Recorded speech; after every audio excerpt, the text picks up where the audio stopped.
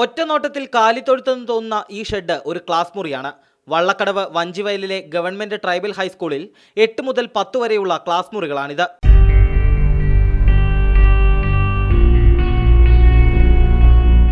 പത്ത് അധ്യാപകർ വേണ്ടിയെടുത്ത് ഇവിടെയുള്ളത് ആകെ 5 പേർ മാത്രം. അധ്യയനം മുടങ്ങുന്നത് ഇവിടെ പതിവാണ്. ഈ ഷെഡിനകത്തായിരുന്നാണ് ഞങ്ങൾ പഠിക്കുന്നത്. മഴ പെയ്യുമ്പോൾ അതിന്റെ ശബ്ദം കാരണം ഞങ്ങൾക്ക് പഠിക്കാൻ ഭയങ്കര അസ്വസ്ഥമായിട്ടാണ്. ഇവിടെ ഇരിക്കാൻ സൗകര്യക്കുറവാണ്, ബെഞ്ചില്ല.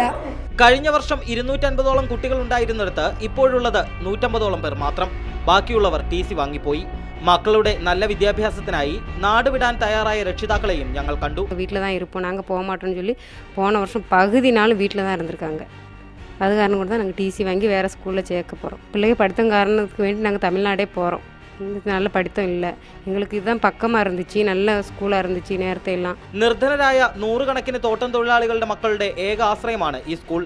ഗത്യന്തരമില്ലാതെ ഉയർന്ന ഫീസിൽ സ്വകാര്യ സ്കൂളുകളിലേക്ക് മാറുന്ന വിദ്യാർത്ഥികളും നിരവധി.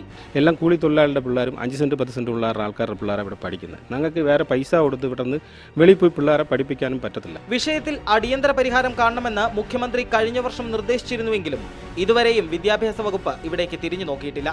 നിർധന വിദ്യാർത്ഥികളുടെ ഈ ദുരിതം ഇനിയും സർക്കാർ കണ്ടില്ലെന്ന് നടിക്കരുത്. വഞ്ചിവയലിൽ നിന്നും ക്യാമറമാൻ എബിൻ സാബുവിനൊപ്പം യദു നാരായണൻ, റിപ്പോർട്ടർ.